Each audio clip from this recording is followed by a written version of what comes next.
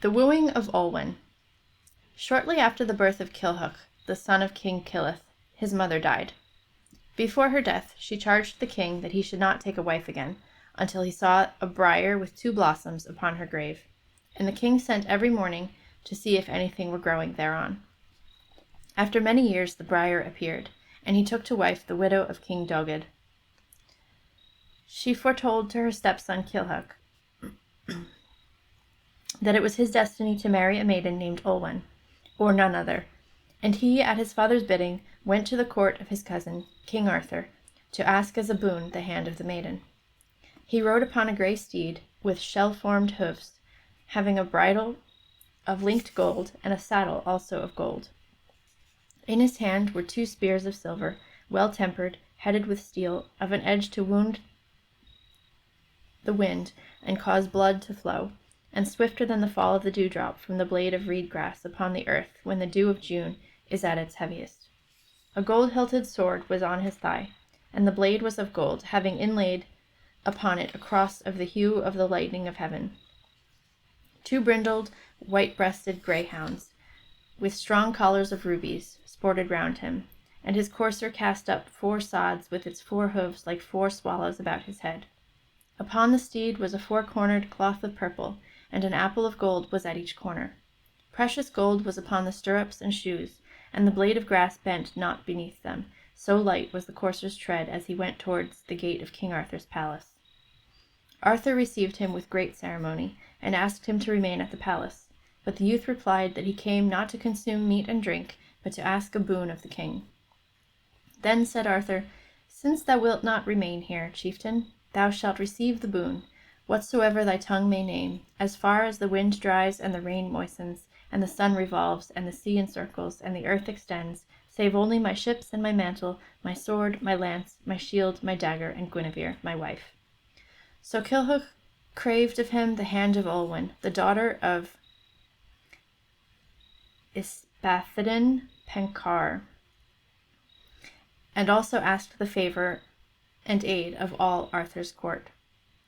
Then said Arthur, "O chieftain, I have never heard of the maiden of whom thou speakest, nor of her kindred, but I will gladly send messengers in search of her." And the youth said, "I will willingly grant from this night to that, at the end of the year, to do so." Then Arthur sent messengers to every land within his dominions to seek for the maiden, and at the end of the year Arthur's messengers returned without having gained any knowledge or information concerning Olwen more than on the first day. Then said Kilhuch, "Every one has received his boon, and yet I lack mine. I will depart and bear away thy honor with me." Then said Kay, "Rash chieftain, dost thou reproach Arthur? Go with us, and we will not part until thou dost either confess that the maiden exists not in the world, or until we obtain her." Thereupon Kay rose up. Kay had this peculiarity, that his breath lasted 9 nights and 9 days under water, and he could exist 9 nights and 9 days without sleep. A wound from Kay's sword no physician could heal. Very subtle was Kay. When it pleased him, he could render himself as tall as the highest tree in the forest. And he had another peculiarity. So great was the heat of his nature that when it rained hardest, whatever he carried remained dry for a handbreadth above and a handbreadth below his hand. And when his companions were coldest, it was to them as fuel with which to light their fire. And Arthur called Bedwyr, who never shrank from any enterprise upon which Kay was bound. None was equal to him in swiftness throughout this island except Arthur and Drich el-Kibthar. And although he was one-handed, 3 warriors could not shed blood faster than he on the field of battle. Another property he had. His lance would produce a wound equal to those of 9 opposing lances. And Arthur called to Cynthilig the guide, "Go thou upon this expedition with the chieftain." For as good a guide was he in a land which he had never seen as he was in his own. He called Gwerhir Gwalstot Aethod because he knew all tongues.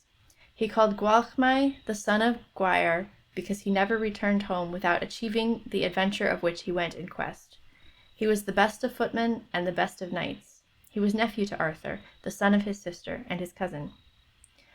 And Arthur called Menw, the son of Tirgwaeth, in order that if they went into a savage country, he might cast a charm and an illusion over them, so that none might see them, whilst they could see everyone.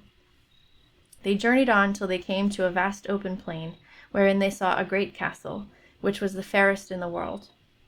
But so far away was it, that at night it seemed no nearer, and they scarcely reached it on the third day. When they came before the castle, they beheld a vast flock of sheep, boundless and without end. They told their errand to the herdsman, who endeavored to dissuade them, since none who had come thither on that quest had returned alive. They gave to him a gold ring, which he conveyed to his wife, telling her who the visitors were. On the approach of the latter, she ran out with joy to greet them, and sought to throw her arms about their necks. But Kay, snatching a billet out of the pile, placed the log between her two hands, and she squeezed it so that it became a twisted coil.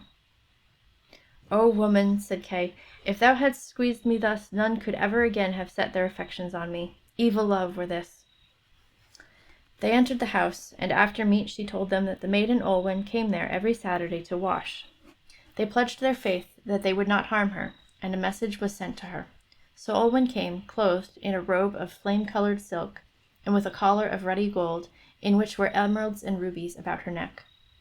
More golden was her hair than the flower of the broom, and her skin was whiter than the foam of the wave, and fairer were her hands and her fingers than the blossoms of the wood anemone amidst the spray of the meadow fountain. Brighter were her glances than those of a falcon. Her bosom was more snowy than the breast of the white swan, her cheek redder than the reddest roses. Whoso beheld was filled with her love. 4 white trefoils sprang up wherever she trod, and therefore she was called Olwen.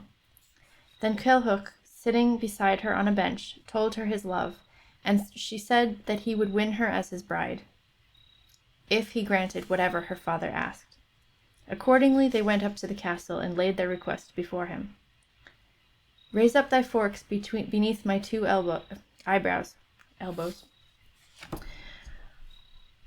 Okay, I missed a lot. Kevin, Barry, Fred, and Jack, so much easier. Yes. Hi, Classic Sam. How are you? Thank you for the lurk. Yeah, I need to replace all of these names with more pronounceable names.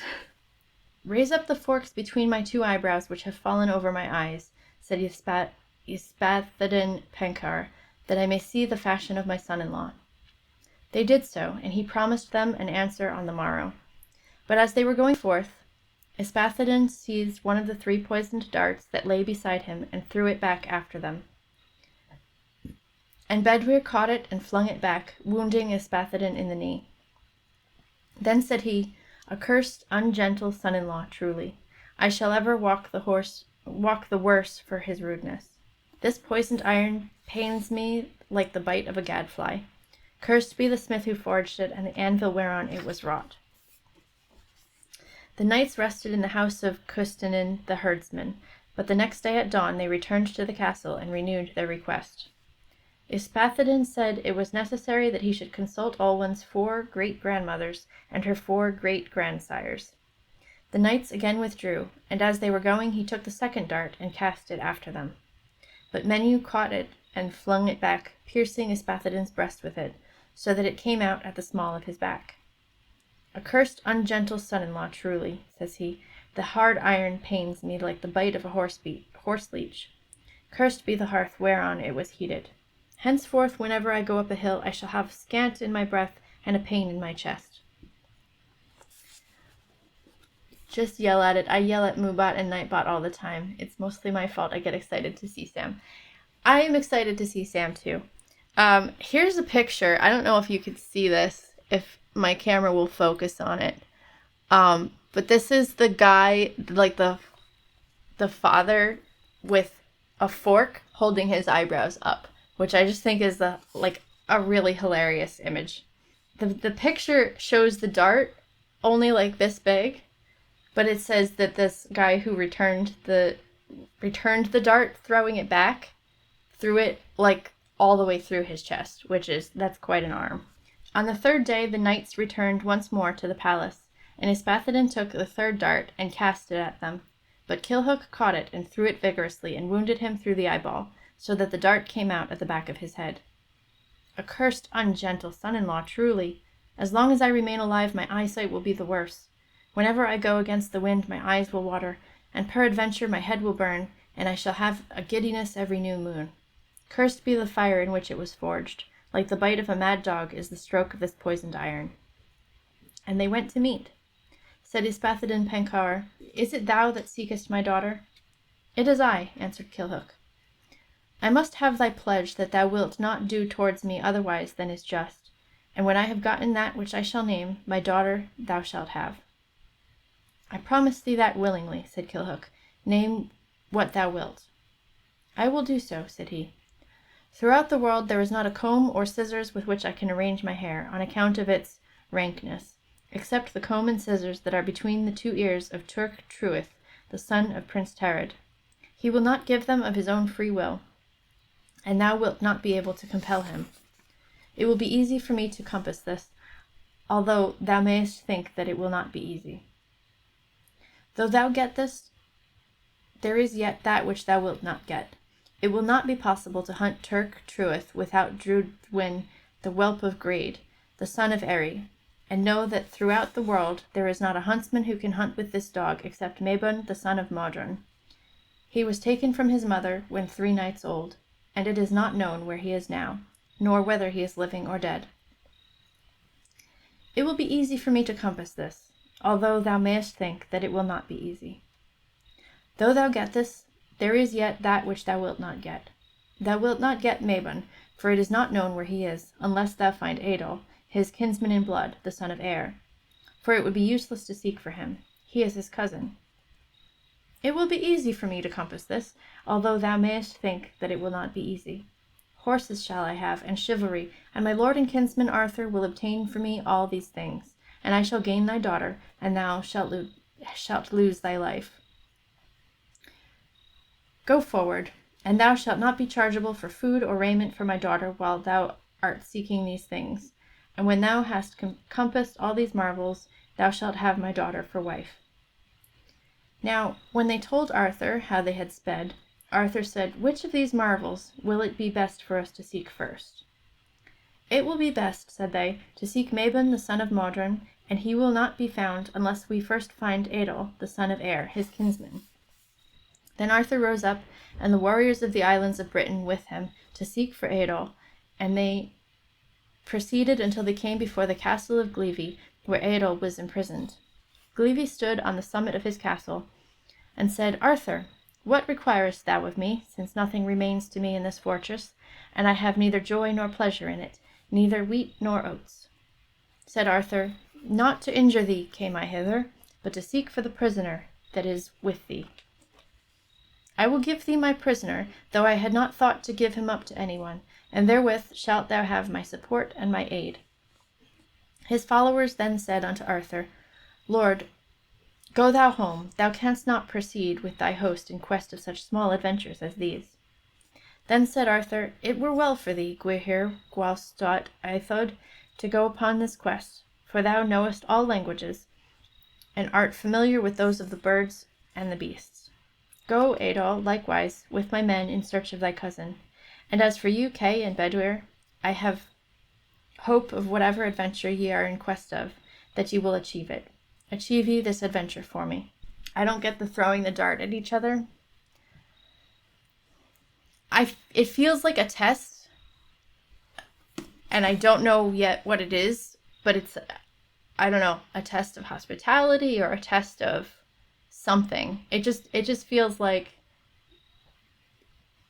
either they passed, like, I don't know if they passed the test by throwing the dart back, or if they didn't pass if they failed the test by throwing the dart back, because I'm not sure yet what it means, but it just feels like something that's supposed to have meaning. Also Kay, I like the name Kay. I think more of these names should be just Kay. Okay, so Arthur's gonna go back to doing his thing, and these people are gonna go continue the quest. These went forward until they came to the Ousel of Kilguri, and Gwyhir adjured her for the sake of heaven, saying, Tell me if thou knowest aught of Mabon, the son of Modron, who was taken when 3 nights old from between his mother and the wall. And the Ousel answered, When I first came here, there was a smith's anvil in this place, and I was then a young bird, and from that time no work had been done upon it, save the pecking of my beak every evening, and now there is not so much as the size of a nut remaining thereof.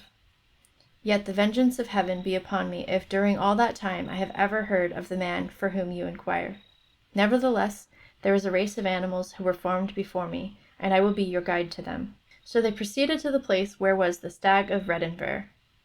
Stag of Redenver, behold, we are come to thee, an embassy from Arthur. For we have not heard of any animal older than thou. Say, knowest thou aught of Mabon? The stag said, when first I came hither, there was a plain all around me, without any trees save one oak sapling, which grew up to be an oak with 100 branches. And that oak has since perished, so that now nothing remains of it but the withered stump. And from that day to this I have been here, yet have I never heard of the man for whom you inquire. Nevertheless, I will be your guide to the place where there is an animal which was formed before I was. So they proceeded to the place where was the owl of Cumculward, to inquire of him concerning Mabon. And the owl said, if I knew, I would tell you. When first I came hither, the wide valley you see was a wooded glen, and a race of men came and rooted it up. And there grew there a second wood, and this wood is the third. My wings, are they not withered stumps? Yet all this time, even until today, I have never heard of the man for whom you inquire. Nevertheless, I will be the guide of Arthur's embassy until you come to the place where is the oldest animal in this world, and the one who has traveled most, the eagle of Gwern Abbey. And the eagle of Gwern Abbey is there in that picture. And you can see, I don't know if you can read that, but it's a mouthful. An epic quest for a king to brush his hair. Yeah. Well, I suspect it's the king doesn't want to let go of his daughter, so he's giving them impossible quests. But yes, he also needs to brush his hair. Because did you see that picture of him? Well, actually, he kind of has no hair on top, but he definitely has, like, hair everywhere else.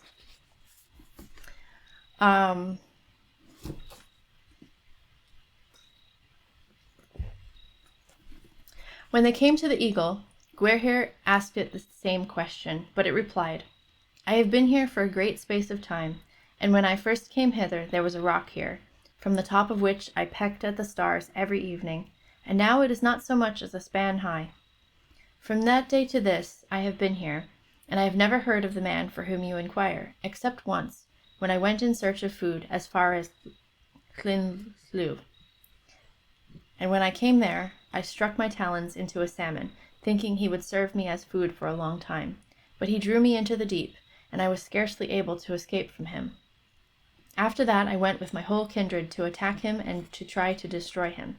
But he sent messengers and made peace with me, and came and besought me to take 50 fish spears out of his back. Unless he knows something of him whom you speak, I cannot tell you who may. However, I will guide you to the place where he is. So they went thither, and the eagle said, Salmon of Llynllyw, I have come to thee with an embassy from Arthur to ask thee if thou knowest aught concerning Mabon, the son of Modron, who was taken away at 3 nights old from between his mother and the wall. And the salmon answered, As much as I know, I will tell thee. With every tide I go along the river upwards, until I come near to the walls of Gloucester, and there have I found such wrong as I never found elsewhere. And to the end that ye may give credence thereto, let one of you go thither upon each of my 2 shoulders. So Kay and Gwerhir went upon his shoulders, and they proceeded till they came to the wall of the prison, and they heard a great wailing and lamenting from the dungeon. Said Gwerhir, Who is it that laments in this house of stone? And the voice replied, Alas, it is Mabon, the son of Modron, who is here imprisoned. Then they returned and told Arthur, who, summoning his warriors, attacked the castle. And whilst the fight was going on, Kay and Bedur, mounting on the shoulders of the fish, broke into the dungeon, and brought away with them Mabon, the son of Modron. Then Arthur summoned unto him all the warriors that were in the 3 islands of Britain, and in the 3 islands adjacent, and he went as far as Esgeir Orval in Ireland, where the boar Truith was with his 7 young pigs. And the dogs were let loose upon him from all sides, but he wasted the 5th part of Ireland, and then set forth through the sea to Wales. Arthur and his hosts, and his horses, and his dogs followed hard after him. But ever and a while the boar made a stand, and many a champion of Arthur's did he slay. Throughout all Wales did Arthur follow him, and one by one the young pigs were killed. At length he would fain have crossed the Severn, and escaped into Cornwall. Mabon, the son of Modron, came up with him, and Arthur fell upon him together with the champions of Britain. On the one side Mabon, the son of Modron, spurred his steed and snatched his razor from him, whilst Kay came up with him on the other side and took from him the scissors.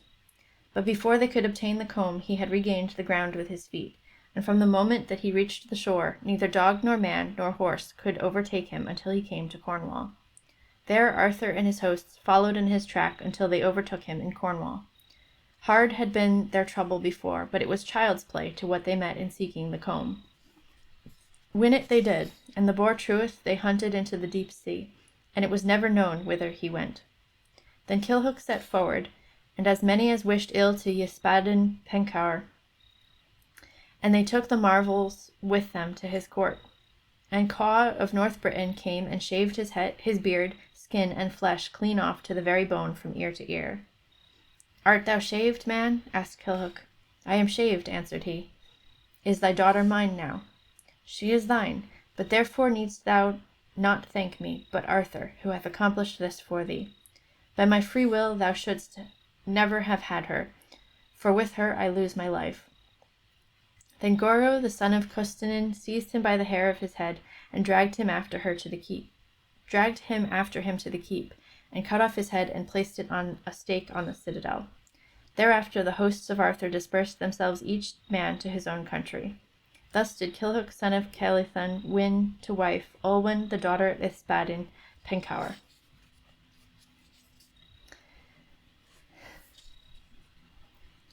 At least these guys are meeting lots of cool animal friends. The fish knows it's always the fish. Yeah, there's definitely a big theme when it comes to fish in this book, which I guess makes sense. Yeah, that the ending took a turn. I mean, the ending was a little bit foreshadowed because he said something about like when I come back, I'm gonna kill you. But it didn't seem necessary. Like, it's okay to have a father-in-law. Like, you can just marry her and then have, unless it was like he had her imprisoned and was like mean to her or bad to her in some way. But yeah, that ending doesn't seem necessary. I guess you could argue, like, I'm trying to see it from like the other perspective. I guess you could argue that using up all of Arthur's resources for like this kind of nonsense errand, instead of just saying, no, you can't have my daughter,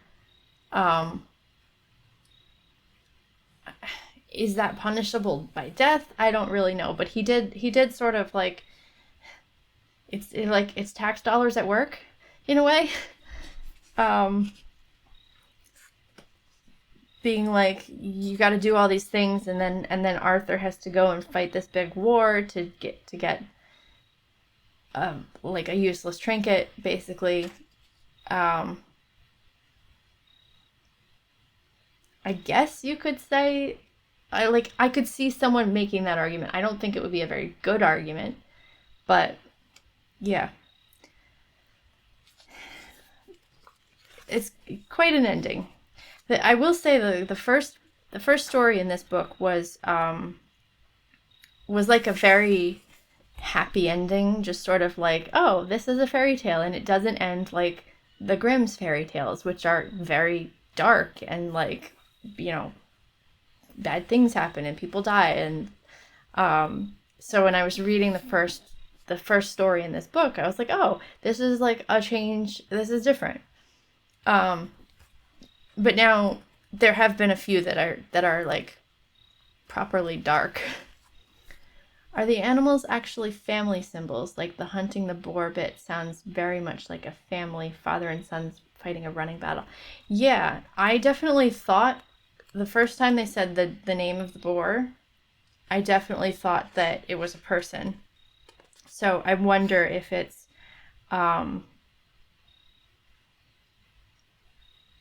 yeah, it says the comb and scissors that are between the two ears of Turch Truith, the son of Prince Tarid. So I feel like that's a person. And so then when they actually find him, he's a boar. So I think it has to be like what's it called, the family crest, or like the the flag that they use on battle or something like that. Um, Father and sons fighting ready. Yeah, fighting a running battle, because then they run and they cross over to the other island, over across the sea to the whales, and then they follow, and then there's more fighting over there. And when he says one of the young pigs were killed, that's probably like one of the princes. Sigil, that's the word I was looking for. The thing that's on the flag when they're going into battle. That's a sigil, right? I think that's what it is.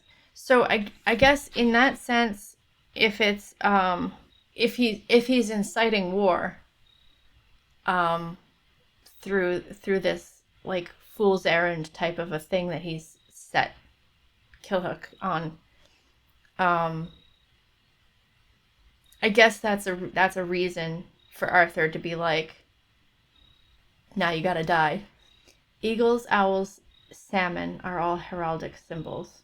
There's a lot of animals actually, which is probably like, it's not just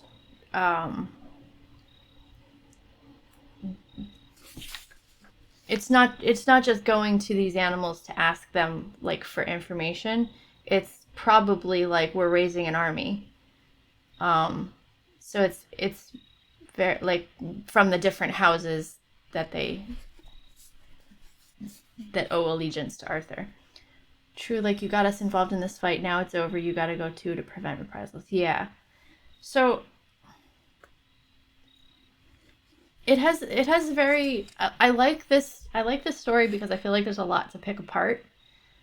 Wider clan families getting support. Yeah. So they're not just asking these like mythical creatures for advice. They're going to the house clans and saying, "Hey, we're gonna fight this boar. We need your help." So I guess in that sense, this guy that like started the whole war, I could see them wanting him put to death. But I like the analogy, or like the symbolism of it. I think that's really cool. It feels like something that would be something similar would be in my world. Because I wrote a whole like, not Bible, but like I guess it would be a Bible, like a world mythology from my world, which I was like, this is probably never going to get published, but I'll write it anyway. And this feels like something that would have been in there. The clans are saying, we have been here a long time. This is where we have always been. It plays nicely into the story. Yeah. And they're also saying, like, we've been here a long time and we've never heard of this person that you're looking for. So it's in a way, it's like you're going throughout the country, like far and wide, trying like a massive manhunt, basically. This one was fun, despite the names. I think it was fun. And also, Mabon, the son of Modron, reminds me of something, and I can't think of what it is. Like, I feel like I might have heard a story. Yeah, we haven't heard of him. Have you tried Jimmy next door? Right, exactly. It's like, yeah, I don't know, but maybe this person knows. Sorry, I'm trying to help you. So do we think the guy they were looking for was a kidnapped prince or something? I would guess,